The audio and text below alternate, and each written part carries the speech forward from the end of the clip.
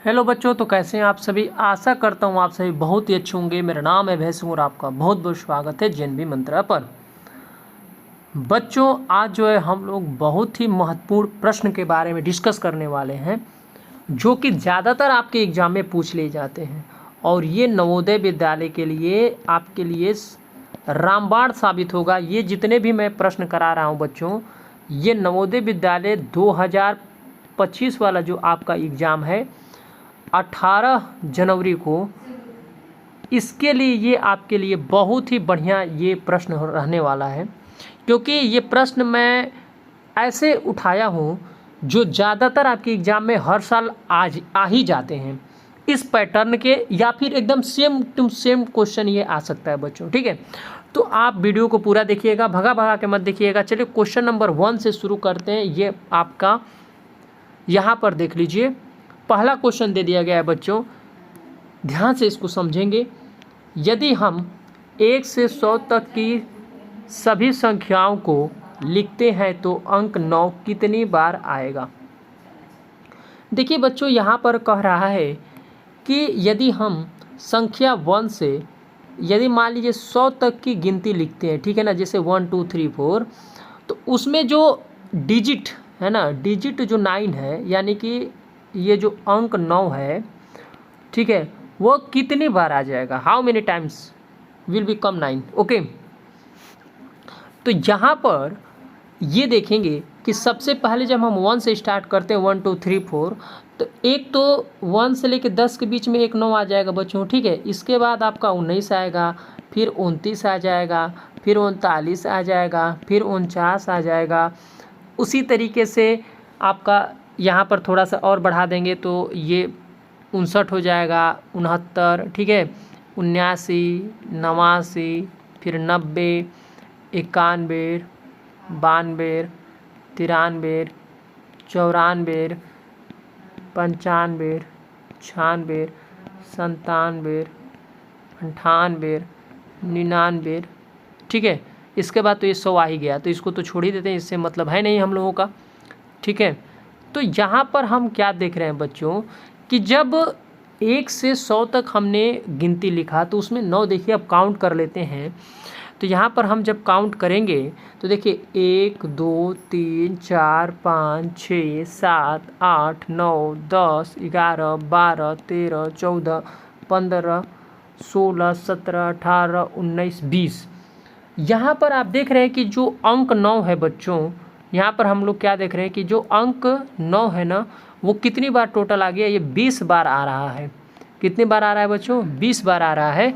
यानी कि हम लोग का जो सही आंसर हो जाएगा वह क्या हो जाएगा, 20 आ जाएगा। ठीक है, यानी कि ऑप्शन जो बी है ना, ये जो ऑप्शन बी, ये क्या हो जाएगा हम लोग का सही हो जाएगा। यानी कि ये वाला हम लोग का आंसर सही हो जाएगा, बी वाला सही हो जाएगा बच्चों। चलिए अब हम लोग नेक्स्ट क्वेश्चन पर चलते हैं बच्चों। अगले क्वेश्चन की तरफ हम लोग बढ़ेंगे।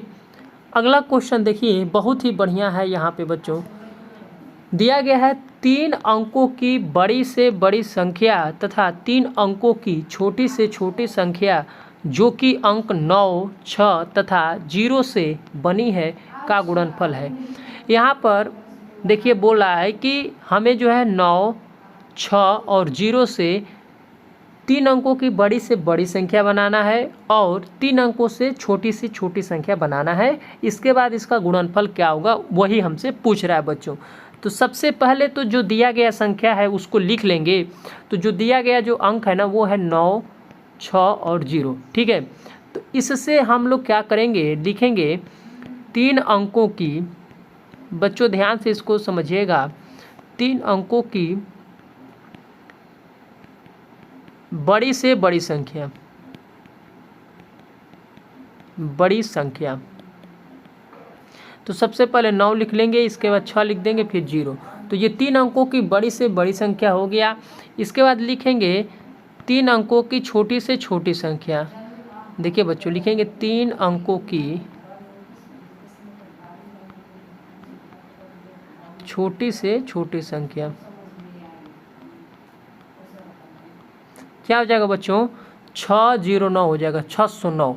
ठीक है, 3 अंकों की बड़ी से बड़ी संख्या आपका 960 हो जाएगा, क्योंकि हमें 9, 6 और 0 से ही बनाना है।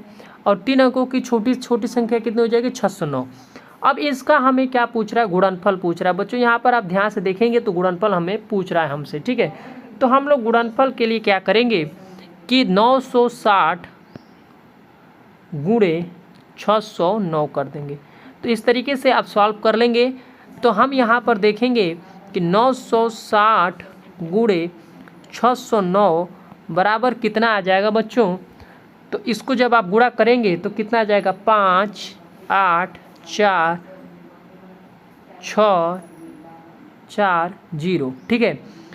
ये आपका आ जाएगा 5,84,640। ये आपका सही आंसर आ जाएगा, यानी कि ऑप्शन नंबर सी आपका सही हो जाएगा बच्चों, ठीक है। सी आपका ऑप्शन नंबर सही हो जाएगा। आप देख लीजिए इसको, ठीक है। चलिए अगले क्वेश्चन की तरफ हम लोग बढ़ेंगे बच्चों।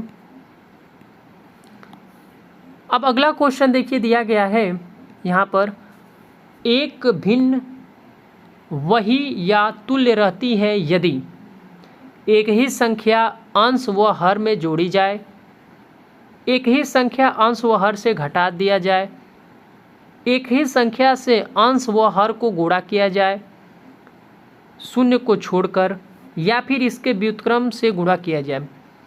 अब देखिए यहाँ पर बच्चों पूछ रहा है कि जैसे जो भिन्न है, अब वही पूछ रहा है कि ये जो भिन्न है वो तुल्य रहता है, ठीक है।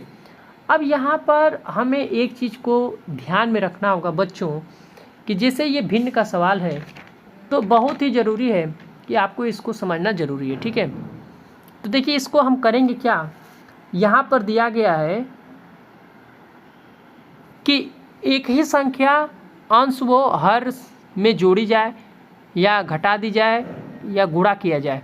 तुल्य का मतलब कि जैसे हम क्या करेंगे कि जैसे 2/4 है, इसके ऊपर नीचे हम गुणा करेंगे एक ही संख्या से, तो 2 दूनी के 4 और 4 दूनी के 8, फिर ये कट कर 2/4 ही हो जाएगा। यानी कि इसका भी क्या हो जाएगा बच्चों? सही आंसर सी वाला ही हो जाएगा, ठीक है। इसका सही आंसर क्या हो जाएगा बच्चों? सी वाला ही हो जाएगा। आपको ध्यान में ये बात रखनी है बच्चों, ठीक है। यानी कि 43 वाला ये क्वेश्चन है आई थिंक यहाँ पे, तो यहाँ पे सी वाला ही हो जाएगा, ठीक है। चलिए अगला क्वेश्चन है बच्चों, उसको हम लोग समझ लेते हैं। अगला क्वेश्चन दिया गया है 30 किग्रा, यहाँ पर समझेंगे, 30 किग्रा मिठाई से 2/3 किग्रा भार के कितने मिठाई के पैकेट बनाए जा सकते हैं? तो अब यहाँ पर देखिए दिया गया है कि 30 किग्रा मिठाई से 2/3 किग्रा भार के कितने मिठाई के पैकेट बनाए जा सकते हैं। तो बच्चों यहाँ पर देखिए दिया गया है कि टोटल जो है 30 किग्रा मिठाई है, ठीक है। 30 किग्रा मिठाई है, तो यहाँ पर हम लिखेंगे 30 किग्रा मिठाई है, और इस 30 किग्रा मिठाई से 2/3 किग्रा के, यानी कि 2/3 केजी के भार वाली कितनी मिठाई के जो पैकेट हैं, इस तरीके का पैकेट वह बनाना है बच्चों, ठीक है। और ये पैकेट का जो वज़न है ना वो 2/3 केजी का होना चाहिए। तो कितने जो है हो जाएंगे टोटल, ओके बच्चों। तो यहाँ पर हम क्या देख रहे हैं कि हम भाग कर देंगे तो हमारा आंसर आ जाएगा। तो यहाँ पर 30 का भाग दे देंगे 30 में 2/3 का बच्चों। तो यहाँ पर क्या हो जाएगा, मिठाई के पैकेटों की जो संख्या है, तो यहाँ पर लिखेंगे पैकेटों की संख्या,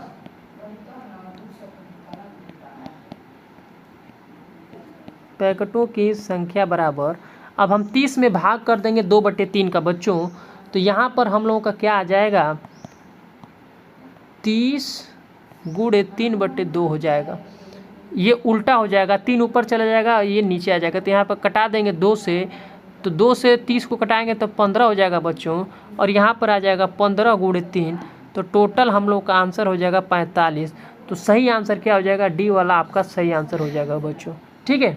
डी वाला क्या हो जाएगा हम लोग का सही आंसर हो जाएगा बच्चों। चलिए अगले क्वेश्चन की तरफ हम लोग बढ़ेंगे। यहाँ पर देखिए अगला क्वेश्चन दिया गया है बच्चों, ध्यान से इसको पढ़ेंगे। एक वर्ग का परिमाप उस आयत के परिमाप के समान है जिसकी लंबाई 17 मीटर तथा चौड़ाई 11 मीटर है। इस वर्ग का क्षेत्रफल वर्ग मीटर में कितना होगा। ठीक है, तो यहाँ पर देखिए अब ये एक वर्ग का परिमाप पूछ रहा है कि ये जो परिमाप है उस वर्ग का परिमाप आयत के परिमाप के समान है जिसकी लंबाई 17 मीटर है तथा चौड़ाई इतना है। ठीक है बच्चों, तो देखिए यहाँ पर सही आंसर क्या हो जाएगा मैं आपको बतला दे रहा हूँ कैसे इसको सॉल्व करेंगे। तो सबसे पहले तो यहाँ पर हम लिखेंगे कि आयत का जो परिमाप होता है उसको लिखेंगे। तो बच्चों आयत का परिमाप यहाँ पर लिखेंगे, आयत का परिमाप लिखेंगे बच्चों। आयत का परिमाप बराबर होता है 2 ब्रैकेट में लंबाई प्लस चौड़ाई बच्चों। ठीक है, तो 2 हो जाएगा, ब्रैकेट में 17 दिया 11 दिया है क्योंकि लंबाई हमें 17 मीटर दिया है, 17 मीटर लंबाई है और चौड़ाई हमें दिया है 11 मीटर। तो 17 और 11 जोड़ देंगे तो बच्चों यहाँ पर क्या हो जाएगा 28 हो जाएगा। 17 और 11 28 हो जाएगा और गुणे 2 हो जाएगा, तो ये टोटल हो जाएगा 56। तो ये जो 56 मीटर है बच्चों यह निकल कर आ गया, आयत का परिमाप निकल के आ गया बच्चों। ठीक है, तो आयत का परिमाप निकल के जब आ गया तो यहाँ पर अब हम क्या करेंगे, तो ये कह रहा है कि वर्ग का परिमाप उस आयत के परिमाप के समान है। तो वर्ग का परिमाप बराबर क्या हो जाएगा, वर्ग का परिमाप बराबर आयत का परिमाप, क्योंकि वो समान बोल रहा है। तो यहाँ पर हम सबसे पहले वर्ग का एक भुजा निकालेंगे। तो यहाँ पर क्या हो जाएगा 4 ब्रैकेट में होता है भुजा। ठीक है, यानी कि 56। तो यहाँ पर कितना निकल के आ जाएगा बच्चों 14 आ जाएगा। तो अब हम क्या निकालेंगे, वर्ग का क्षेत्रफल निकाल देंगे, वर्ग का क्षेत्रफल निकाल देंगे बच्चों। तो यहाँ पर सबसे पहले 14 का स्क्वायर कर देंगे।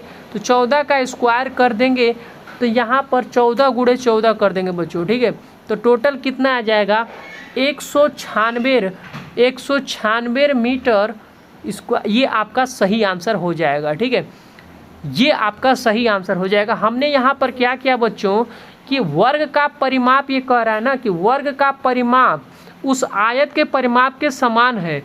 तो हम लोग क्या करेंगे, ये वर्ग है और ये आयत है। ठीक है, तो यहाँ पर जब हम लोग का आयत का परिमाप निकल कर आ गया 56 मीटर। ठीक है बच्चों, तो वही कह रहा है कि वर्ग का भी वही है। तो वर्ग का परिमाप बराबर आयत का परिमाप। तो यहाँ पर हम क्या किए कि 14 हम लोग का आया कहाँ से, तो यहाँ पर हम लोग इसको भाग कर दिए बच्चों 56 में 4 का, तभी हम लोग का एक भुजा निकल कर आएगा। ठीक है, जैसे स्क्वायर का क्या होता है कि जब इसका परिमाप 56 आया तो 56 आया तो ये 4 भुजा की ये जो लंबाई है वो है यहाँ पे, तो हम 4 से भाग करेंगे तो 14 आ जाएगा कि नहीं आएगा। तो 14 का मतलब हमें एक भुजा का मिल गया। ठीक है, तो एक भुजा का हमें लंबाई मिल गया 14। तो हम लोग क्या करेंगे, पूरा इसका क्षेत्रफल निकालेंगे। तो ये क्या हो जाएगा, भुजा का स्क्वायर होता है। ठीक है, भुजा का स्क्वायर यानी कि साइड का जब हम स्क्वायर करते हैं तो हमें मिल जाता है इसका वर्ग का क्षेत्रफल। तो जब क्षेत्रफल निकालना हो तो हम लोग क्या करेंगे, 14 का 14 में गुणा कर देंगे, क्योंकि एक साइड जब हमें मिल गया तो हमें पता है वी आल्सो नो डैट कि जो 4 साइड होता है स्क्वायर का वो इक्वल होता है। तो देयर आर 4 साइड, तो 4 इंटू यहाँ पर कर देंगे 14, तो टोटल हमें 56 निकल कर आया था। ठीक है, तो अब हम 14 से मल्टीप्लाई कर देंगे तो यहाँ पर 196 मीटर आ जाएगा। तो हम लोग का सही आंसर ये आपका ए वाला सही हो जाएगा बच्चों। ठीक है, तो आई होप ये आपको अच्छा लगा होगा वीडियो। ठीक है, सब कुछ अच्छे समझ में आ गया होगा। फिर भी कोई भी सवाल में आपको प्रॉब्लम होगा तो आप हमें कमेंट बॉक्स में पूछिएगा, मैं आपका जवाब जरूर दूंगा। तो फिर मिलते हैं अगले क्लास में, तब तक के लिए थैंक यू एंड जय हिंद मेरे प्यारे बच्चों।